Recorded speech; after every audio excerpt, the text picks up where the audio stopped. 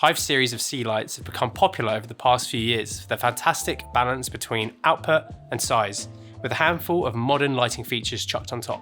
However, Hive has now brought out the CX series, which aim to bring a very similar set of features to a much lower price point.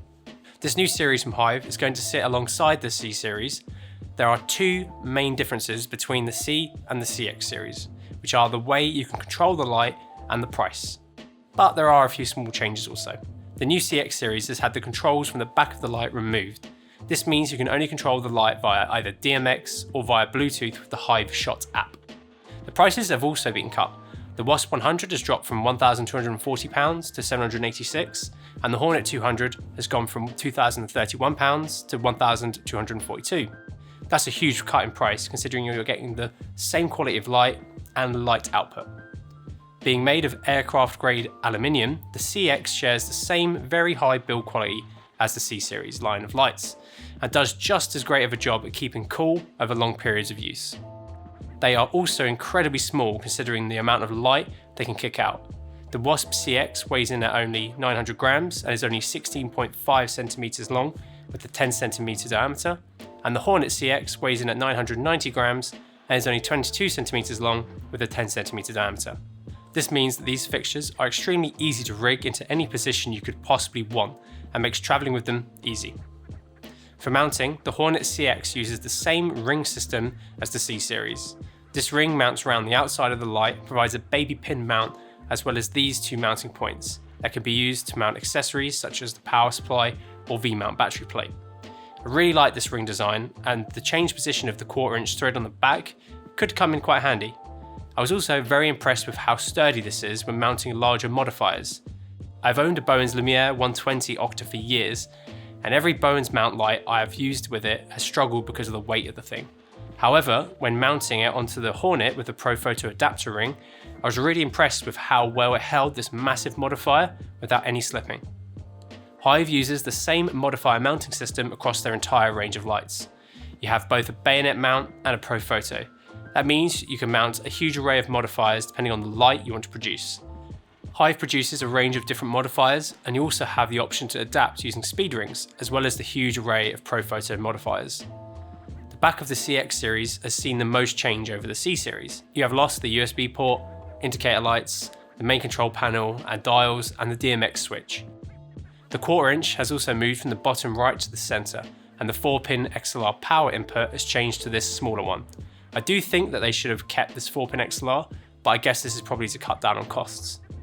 Both the Wasp CX and the Hornet CX have improved Bluetooth antennas, so you can now connect more than 100 foot away. Another way Hive has cut costs is to remove the voltage regulator from the light and make it an optional accessory. This means that this regulator will be needed to power the light with batteries. However, with this, you will be able to power the lights with the same power solutions as the C series of lights. The Wasp only requires at least 12 volts, so you can use a single 14.4 volt battery to power the light, whereas the Hornet will require at least 24 volts, so you'll need to either use two 14.4 volt batteries at the same time with a Y cable, or a 26 volt battery and plate solution. Hive set a range of different plates that you can mount directly onto the light. The Hive Shot App is available for both Android and iOS via the Google Play Store and App Store. Once downloaded, the app is quick to start and uses the Bluetooth on your phone to search for the nearest lights and list them on the homepage. You can create groups of lights here, scan for others, and see quickly what colour output each light has been set to on the right of each fixture. You can then tap on the light you want to control and you hit the main screen. There are two sets of tabs here, the top and the bottom. The bottom is your mode and the top is your options in that mode. First off, you have the shot or saturation, hue, output and temperature with tint adjustment tab. Here you can control all of those and make the exact colour of light you want. As you change these, the colour of this little rectangle changes with your adjustments. So you get a preview of what your light is outputting in case you can't see it. When you make a change, it is nice and snappy, and the amount of precision you have here in your dials is nice. Next, you have RGB, which works very similarly to Shot, but here you can mix red, green and blue together to make your desired colour. You then have profiles. These three profiles are changing the position of your 4800K white point on the Planckian curve. So Cinema has been tweaked for use with cinema specific cameras and lenses, and will have a cooler cast with more blue and purple tones and more muted yellows and greens. Broadcast is for creating as neutral an image as possible for quick acquisition and minimal post-production workflows. And Photo is for maximum output and color saturation due to the specs of stills cameras. It will in general have a warmer cast with more orange, yellow and green tones. You then have the option for a black body curve profile and a daylight curve profile. Lastly, you have a wheel, which only allows you to control hue via the color wheel and then a saturation percentage. The second lower tab is sources, which are basically a whole bunch of presets that Hive has included for you to match or recreate a range of lighting sources with. You have a massive range of natural, artificial and corrective presets to choose from. You then have the search function that allows you to scrub through the color range and brings up the presets in that hue. You also have a massive range of effects. These effects are very similar to a lot that come with other existing lights on the market. Once you're in an effect, you can customize it and then enable it.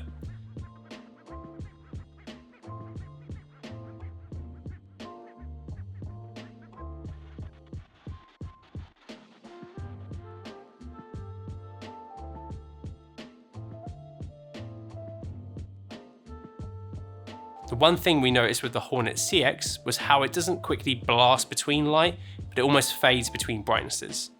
Lastly, you have saved. This tab is where your saved color palettes are stored. You can do this at any time by hitting the Save Color button here. Name it to whatever you'd like, and it's in your listings. You can then tap it to use it or delete the preset by holding down the color rectangle. This would be a handy way for you to store your most used presets. However, I do wish you could create folders or segments that you could rename. That way, you could create a folder for a specific shoot or scene, which you could then recall in case you need to recreate the light later. The CX uses the same Omni-colour LED as the C series. This means that the Hornet has the same 150 watt power draw, resulting in a 650 to 1000 watt incandescent equivalent, and the Wasp has the same 75 watt power draw, resulting in a 400 to 750 watt incandescent equivalent. The lights are also stated to have up to 98 CRI and 97 TLCI ratings, a Kelvin range of 1650 to 8000 Kelvin, and are fully RGB. I personally prefer these single source LED fixtures over other types of LED lights, as you can use them as a hard or soft light instead of being locked down to a certain size or shape. The lights are also flicker free from 30 to 100% output, and below 30% should be fine with 500 frames a second and below. All these specs and stuff are great, but how does the light itself actually perform? For this, we wanted to test the light in a few different ways. We started off testing the light at both 3200 Kelvin and 5600. We stepped the light up gradually from 5 all the way up to 100%. Here we measured using our Canon C200R and measured in spectrum mode.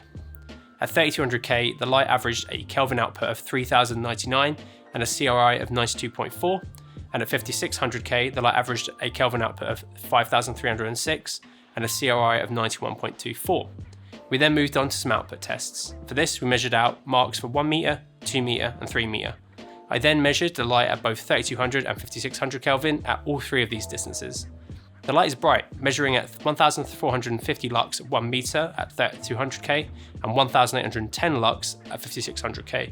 At 2 meters, the light measures at 360 lux at 3200K and 425 lux at 5600K, and at 3 meters, the light drops to 186 lux at 3200K and 226 lux at 5600K. These readings line up well with Hive's own open-face photometrics. In regards to skin tone, we shot a music video for our upcoming Z-Cam review, and for our garage scene, the Hornet CX was our main key light with a large Bowens Octa attached. Skin looks really nice, and the quality of the light is awesome. We also used this light a bunch as an edge light throughout the shoot, but you have to wait until our full Z-Cam review to see more footage from that. Let us know what you think of the new CX series from Hive. We've used only Hive lights to film this piece to camera, so let us know how that looks. Anyway, if you want to stay up to date with our content, please make sure you're subscribed and hit the notification bell. Thanks for watching, and I'll see you in the next one.